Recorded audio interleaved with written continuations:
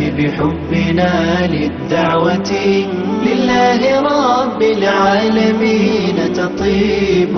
أسعد قلوبا بالهداية والتقى ونر طريقي كي أراه. De la nourriture et autres pour rechercher la satisfaction d'Allah, et aussi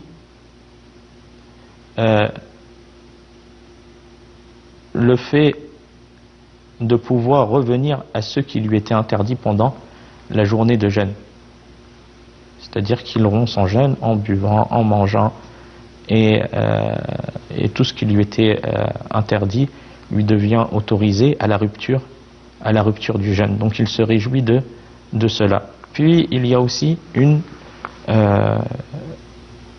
récompense qui est et une joie différée, c'est-à-dire dans l'au-delà, lorsque la personne rencontrera Allah subhanahu wa ta'ala, et qu'Allah azza wa jal rétribuera la récompense d'une immense récompense, la récompense du jeûneur, une récompense immense que seul lui subhanahu wa ta'ala s'est chargé de rétribuer sans limite au moment où la personne sera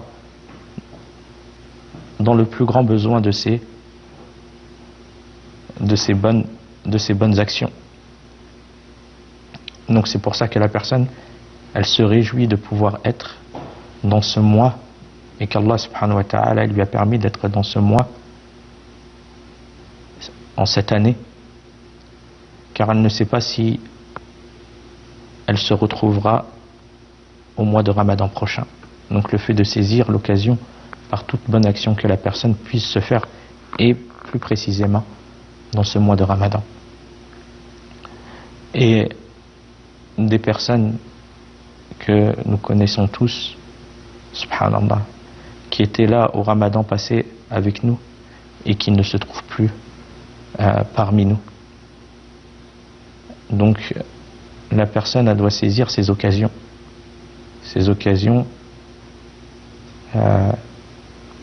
de multiplier les hasanat, les bonnes actions qui lui seront utiles au jour de la résurrection.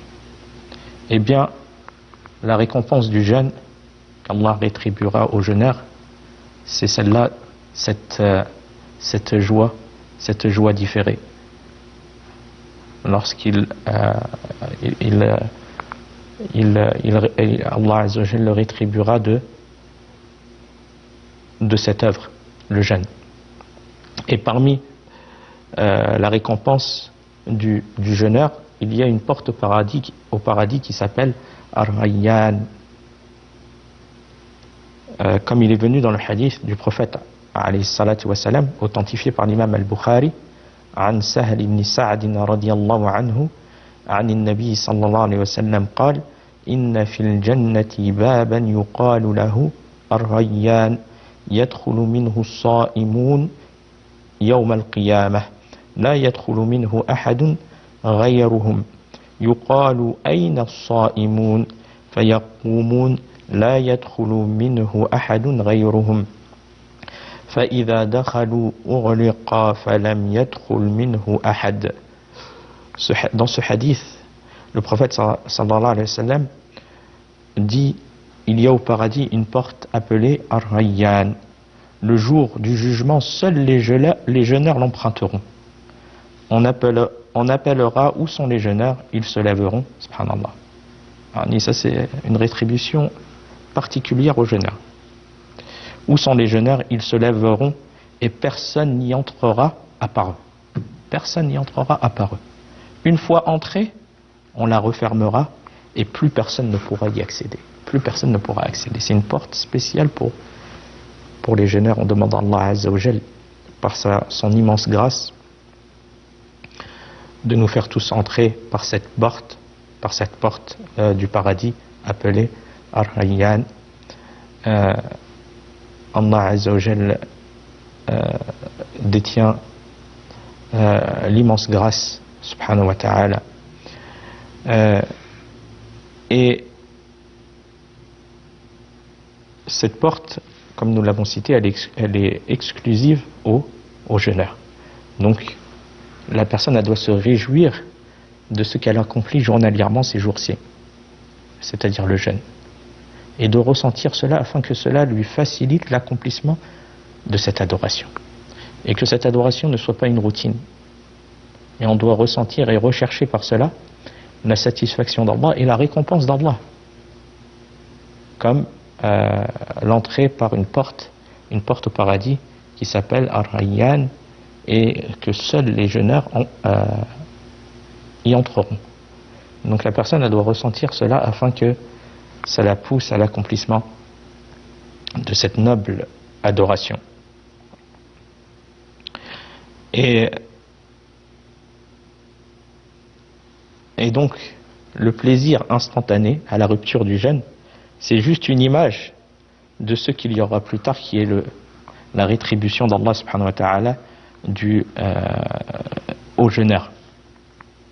Puis le prophète sallallahu alayhi wa sallam a juré au nom de son Seigneur, qui détenait son âme dans sa main, que l'haleine qu'exalte la bouche du jeûneur est plus agréable auprès d'Allah que l'odeur du musc.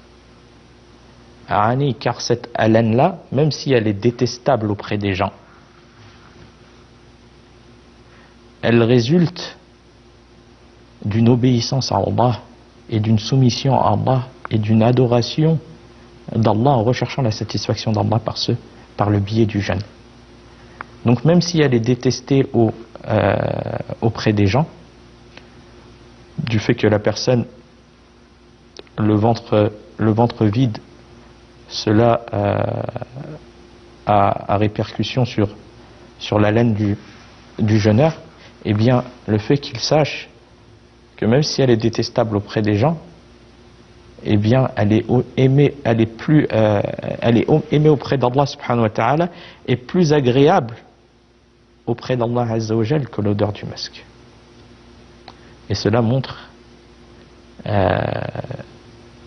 cette noble adoration et qu'elle est aimée auprès d'Allah subhanahu wa ta'ala. Donc tout cela sont des nobles mérites de ce jeûne. Aussi le fait de savoir que le jeûne, tout comme le Coran, intercéderont en faveur du croyant, intercéderont auprès d'Allah subhanahu wa ta'ala, intercéderont auprès d'Allah pour le croyant. Le jeûne et la lecture du Coran. Et cela peut être réuni pendant le mois de Ramadan, ce mois dans lequel a été débuta la descente du Coran. Donc le fait de multiplier la lecture du Coran en ce mois-là, c'est une chose qui est recommandée, Et le fait de savoir qu'Allah nous assiste dans cela, dans ces nobles adorations, que la lecture du Coran, elle est que bénéfique pour la personne. Le simple fait, même si elle ne comprend pas ce qu'elle lit, le simple fait qu'elle ouvre le Coran et qu'elle le lise, elle est récompensée par sa lecture. Pour chaque lettre lue, 10 hasanat. Alors qu'est-ce que ça en est si la personne elle a lu une page? Si la personne elle a lu 2 pages? Si la personne elle a lu un hizb? Si la personne elle a lu le Coran en entier? Et la réussite ne vient que d'Allah subhanahu wa ta'ala. C'est Allah qui facilite l'accomplissement de ces nobles adorations.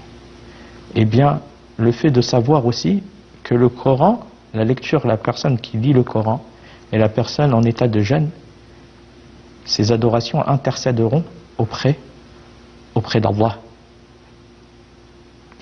en faveur du croyant. Comme il est venu dans un hadith عن عبد الله بن عمرو رضي الله عنه الصيام والقرآن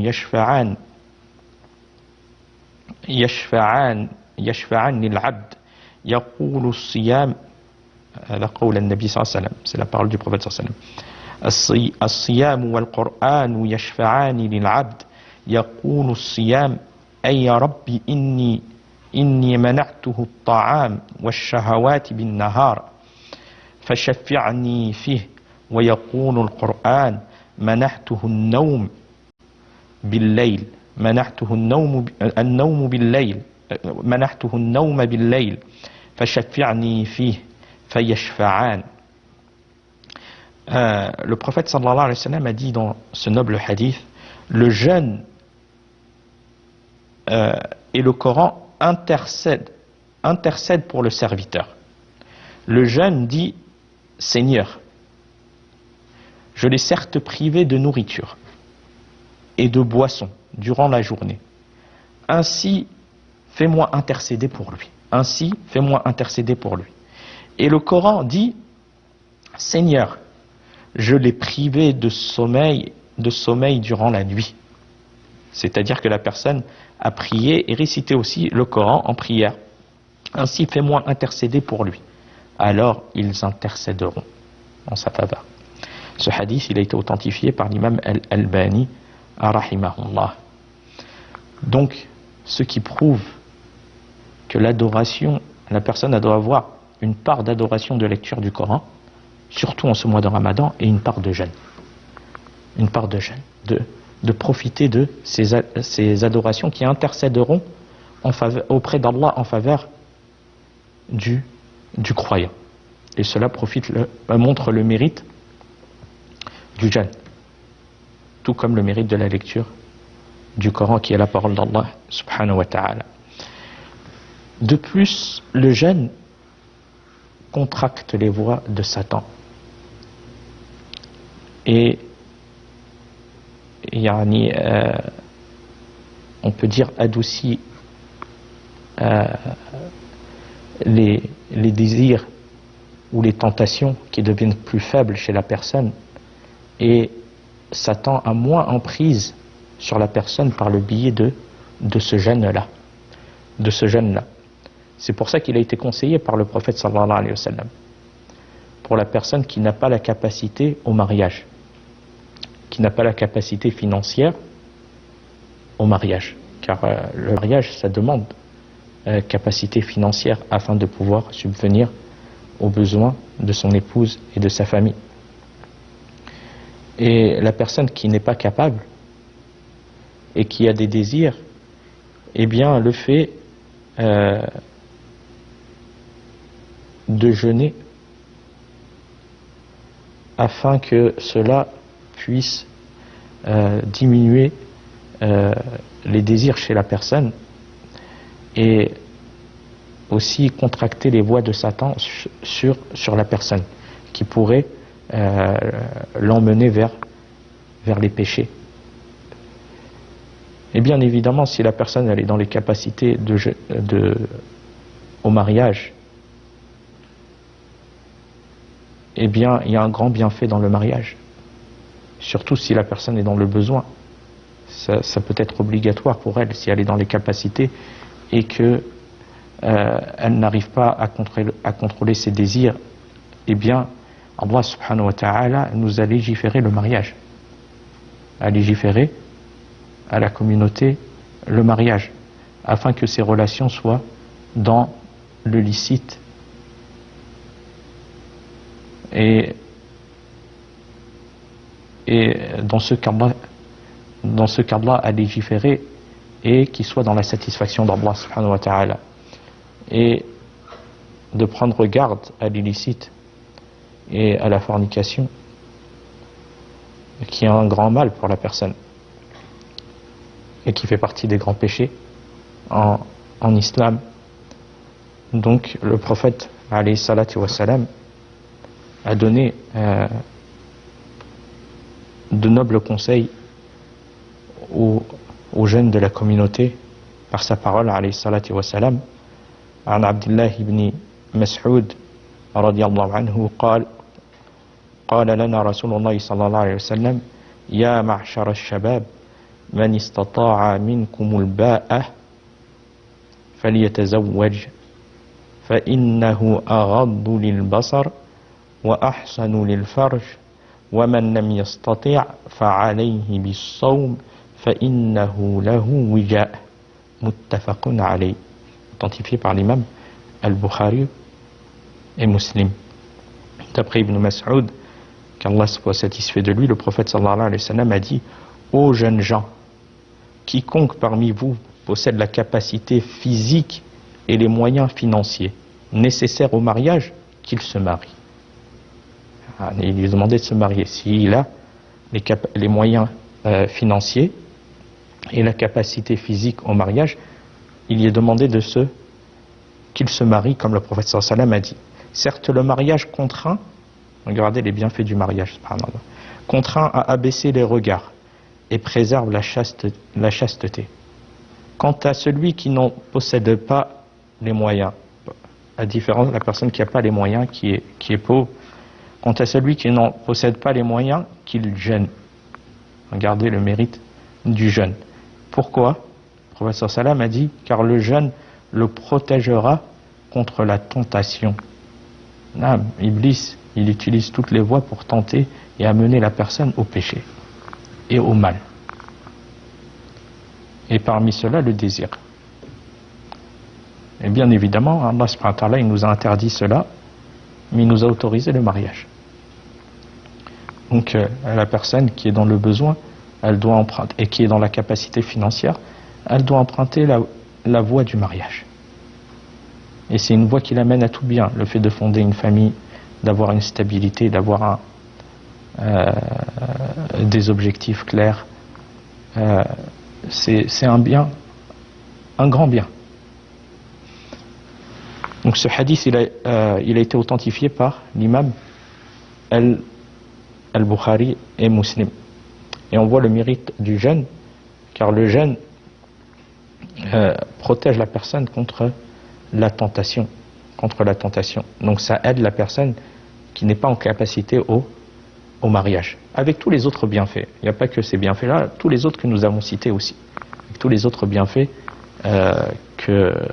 réunis dans le jeûne que nous avons cité depuis la lecture du hadith divin. Aussi parmi les mérites du jeûne, c'est que le jeûne est une cause pour que les vœux de la personne, les invocations de la personne soient exaucées. Et ça, c'est tout au long de la journée. Tout au long de la journée du jeûne, la personne doit profiter, car c'est un moment où les invocations sont exaucées. Les invocations du jeûneur sont exaucées. Et aussi lors de la rupture du jeûne. On est jusqu'à la rupture du jeûne. Et combien on est dans le besoin de ces invocations. Et peut-être qu'une invocation que la personne fasse est une cause de bien pour elle tout au long de sa vie. Ça lui ouvre d'innombrables biens par la cause d'une invocation. Et on est tous dans le besoin de cela. Comme il a été rapporté, عن أبي هريرة قال قال رسول الله صلى الله عليه وسلم ثلاثة لا ترد دعوتهم الصائم حتى يفطر. Le prophète sallallahu alayhi wa sallam a dit: il y a 3 personnes dont l'invocation sera exaucée. 3 personnes dont l'invocation sera exaucée. Parmi eux, le jeûneur jusqu'à la rupture de son jeûne. Et tout au long de son jeûne, tout au long de la journée de son jeûne, eh bien, c'est une cause que son invocation est exaucée. S'il invoque Allah subhanahu wa ta'ala, son invocation est exaucée, comme le prophète sallallahu alayhi wa sallam l'a cité dans ce noble hadith. Donc la personne, elle doit profiter de ces moments de jeûne qui réunit tous ces mérites. Tous ces mérites. Et parmi les mérites, c'est que l'invocation du jeûneur est exaucée. Donc chaque jour, on doit avoir des invocations, des demandes à Allah subhanahu wa ta'ala. Dans tout ce dont on a besoin. Et aussi invoquer pour la communauté, invoquer pour les musulmans, invoquer pour les proches et les parents et autres. La personne elle doit profiter de ces jours de jeûne à invoquer Allah subhanahu wa ta'ala, car l'invocation du jeûneur est exaucée. Et bien évidemment, le jeûne a beaucoup d'autres mérites. Parmi les mérites aussi, il y a les mérites sur les bienfaits au niveau de la santé. Les médecins ont